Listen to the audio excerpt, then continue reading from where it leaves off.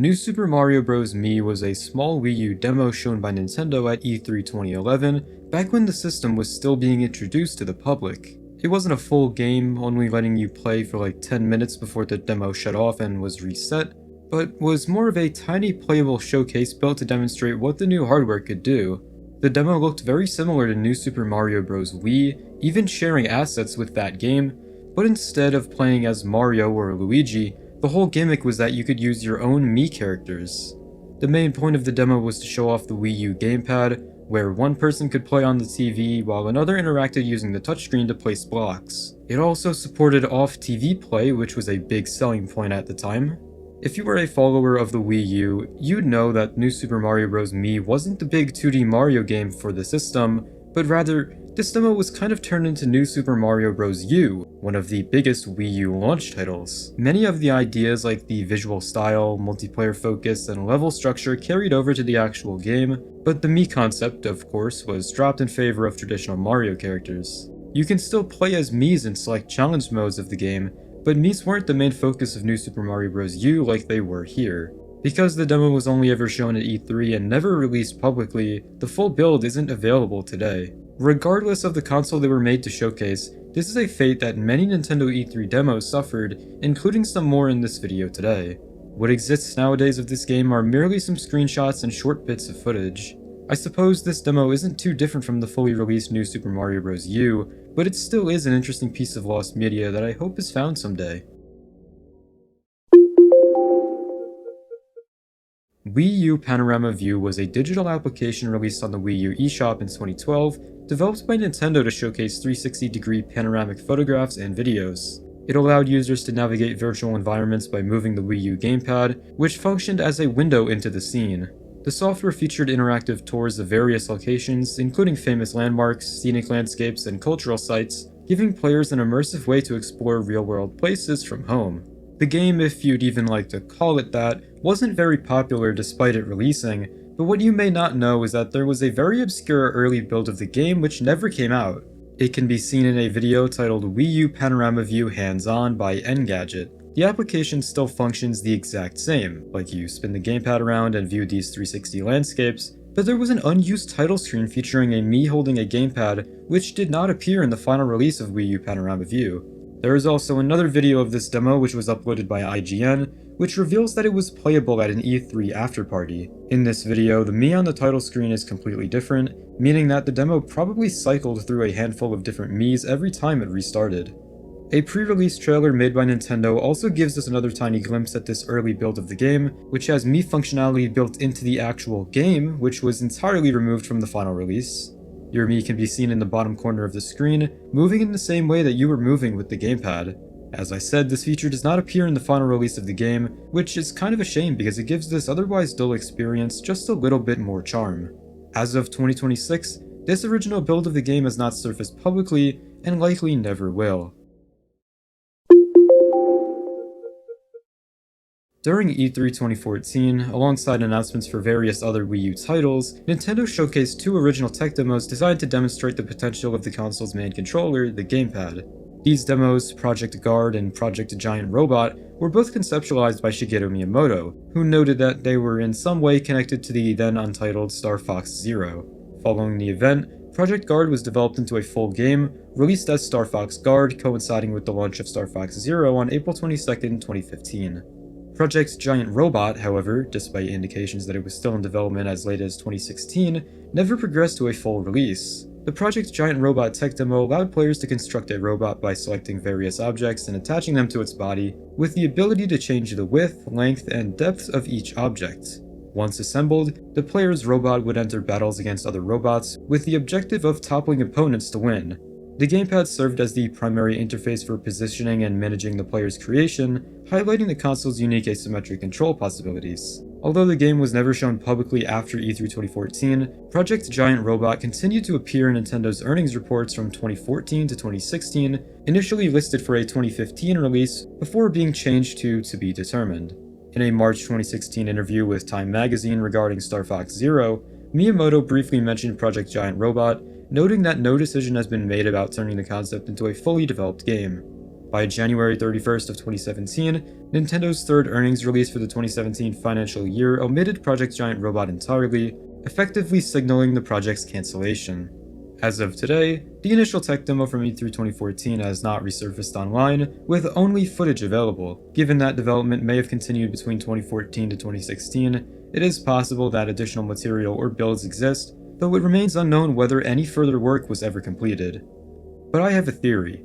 Even though the original tech demo is lost nowadays, there was a robot kit released for the whole Nintendo Labo concept, if you even remember that, which plays pretty similarly to Project Giant Robot from the Wii U days. You go around a similar city setting as a robot and destroy things, however, it obviously hasn't been confirmed that this game derived from the Wii U tech demo.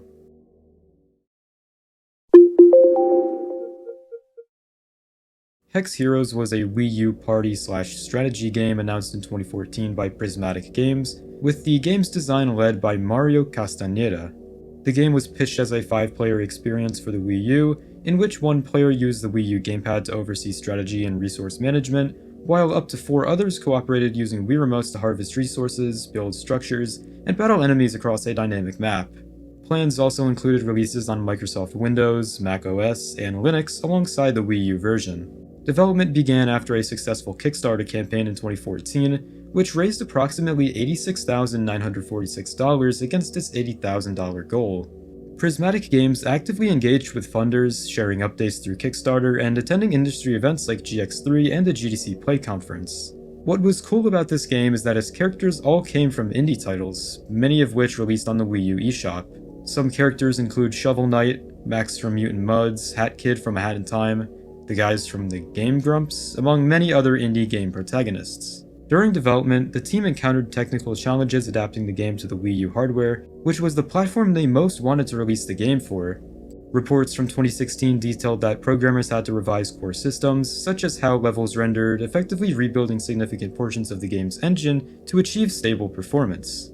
These issues contributed to the prolonged development timelines, with progress updates becoming increasingly sporadic over the years. Despite occasional positive notes, including footage of the game running at 60 FPS on Wii U hardware, and hints at expanding to the then upcoming Nintendo Switch, Hex Heroes struggled to maintain forward momentum.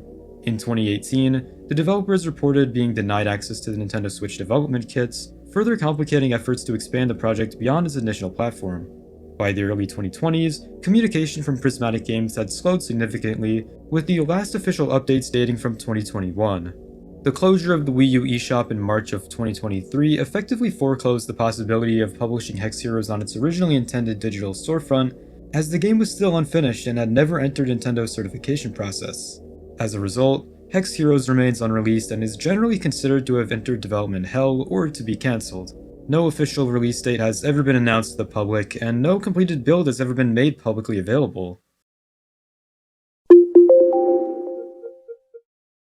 Attack of the Killer Rabbids from Outer Space, later retitled Killer Freaks from Outer Space, was a first-person shooter developed by Ubisoft Montpellier in 2011. Intended as a horror-themed spin-off of the popular Raving Rabbids franchise, the game was planned for the PS3, Xbox 360, and Wii U.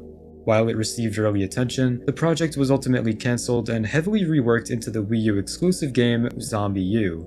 The game's original plot centered on a frightening alien cousin of the Rabbids, later called the Freaks, who invaded Earth and caused widespread havoc. Players would take control of soldiers tasked with eliminating these creatures, using a variety of weapons including firearms, an electricity gun, and a buzzsaw launcher. The game also featured a multiplayer mode that supported up to 4 players. During development, the team was concerned that the game was too violent and grotesque to fit with the family-oriented Raving Rabbids brand. Designer Jean-Carl Tupik-Braun explained, "We thought about making them cousins to the Raving Rabbids, but quickly decided to split it off. This is not what Raving Rabbids is all about." As a result, the title was changed to Killer Freaks from Outer Space, and the freaks themselves were redesigned with a more reptilian appearance. The game was publicly revealed at E3 2011 as a planned launch title for the Wii U. Despite positive reactions to early footage, the development team struggled with several issues. The freaks were considered too small and difficult to see, forcing players to constantly look downward, and the game's fast pace was deemed poorly suited to the Wii U hardware. Unsatisfied with the direction of the project, Ubisoft ultimately cancelled it. Although the game itself has never surfaced, early trailers, screenshots, and concept art are still available online, providing a glimpse into what might have been a darker, more intense take on the Rabbids franchise. Sacriligeum was an ambitious survival horror action-adventure developed by Reality Pump Studios and planned to release on PC, PS3, and Xbox 360, with potential interest in the Wii U due to its multi-platform scope.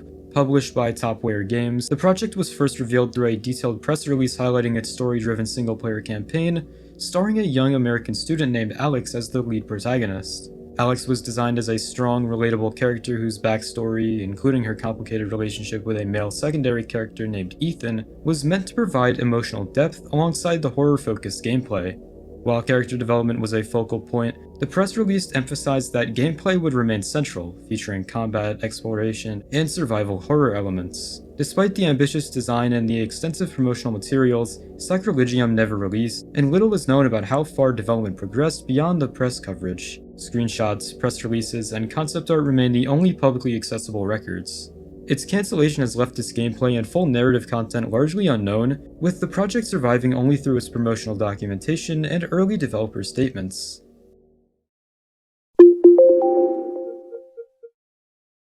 Meme Run was an infamous 2014 endless runner game released on the Wii U by Ninja Pig Studios and developer Jordan Sheets. In Meme Run, players controlled a stick figure with a troll face as its head, navigating a randomly generated 2D world filled with various internet memes. The objective was to collect as many swag points as possible, while memes such as the Illuminati symbol, the Get Out Frog, quick-scoping references, and air horns attempted to obstruct your progress. Overall, the game had a very big focus on MLG culture, which was pretty big at its time.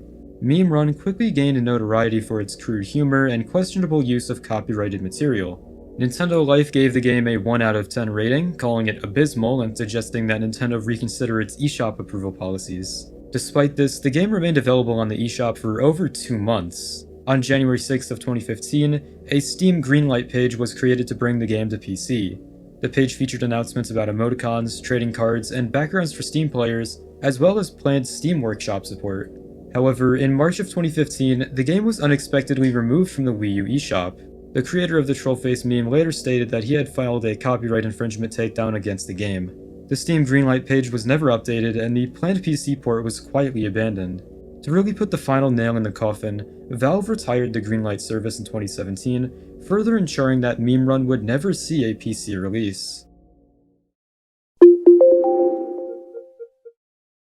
Jose Antonio Vargas, better known by his internet persona Angry Joe, is a popular YouTube video game reviewer who is also the host of his own show, The Angry Joe Show, which covers modern video games and later movies. While a majority of his content is available to watch on YouTube, his livestream recording of Mario Kart 8 has never resurfaced and has never been made available to the public. So, in December 2014, Angry Joe uploaded his Top 10 Best Video Games of 2014 video. At the start of this video, he brought up his opinion that there were quite a number of disappointing games released that year, but the Wii U had some of the best games, mentioning that he may actually buy one. A week or so later, some fans donated him a Wii U along with games and accessories for it, one of them being Mario Kart 8. Out of excitement, he decided to do a live stream of him and some friends playing the game. As he was uploading a recording of the stream to YouTube, Nintendo made a copyright claim on the video, which made him decide to take it down before it went public. Since then, the video has not surfaced anywhere, and unless someone was recording the live stream, it will likely never be uploaded. Angry Joe released a follow-up video after his video's removal, basically talking about his discontent with Nintendo's really backwards copyright policies. He had some pretty strong opinions regarding the copyright claim placed on his videos, and I mean, this wasn't a huge controversy, but the video garnered over 1 million views, and people in the comments were saying that Nintendo was completely wrong for claiming his video. Some say that the reason his video was flagged for copyright was because of Nintendo's rogue copyright detection bot, but Angry Joe stated that he talked with YouTube, Google, and companies that flag content, and they told him that the copyright claims were completely intentional. Nintendo seemed to have loosened up a bit after this event, as Let's Plays are one of the biggest ways that their games get promoted. At E3 2011, Nintendo showcased several tech demos for the then upcoming Wii U, including Chase Me and Battle Me, both designed to highlight the capabilities of the Wii U gamepad. Chase Me placed one Mii, dressed as Mario, running ahead of up to 4 other players controlling their own Miis in a maze-like arena. Players had to catch the Mario Mii once a timer expired, with the first player to succeed declared the winner. The demo was well received by those who played it, but the original build is yet to resurface. Footage of the demo survives online, and many have noted its clear influence on the Wii U launch title Nintendo Land, which included the minigame Mario Chase with very similar mechanics. Battle Me was another tech demo from E3 2011, which explored combat and cooperative gameplay using the gamepad alongside Wii remotes. In the demo, 2 Miis dressed up as Samus from the Metroid series navigated a large arena, shooting at enemies, targets, and each other. A third player could control Samus's gunship, adding another layer of strategy as they attempted to defeat the other 2 players. This concept would later evolve into the Metroid Blast minigame in Nintendo Land, which expanded and refined the ideas shown in this demo. Like Chase Me, as well as the other Wii U tech demos I talked about today, the original Battle Me demo has never been released publicly. To end this video off, we have by far the strangest piece of Wii U lost media, if you'd even like to consider it that. In the E3 2011 trailer for the Wii U, around 1 minute 50 seconds in, there's a minigame being played by someone holding what looks like a version of the Wii Zapper peripheral, but for the Wii U. It has a holder for the Wii U gamepad, and it looks like it's being used as a sniper scope. The player aims it into a window and shoots at a Mii of Shigeru Miyamoto. Who knows if this is an actual game or just an animation, but what's more interesting is the actual Wii U Zapper peripheral itself. This thing never released, but it actually seems like a pretty cool idea and could probably make shooter games feel pretty immersive.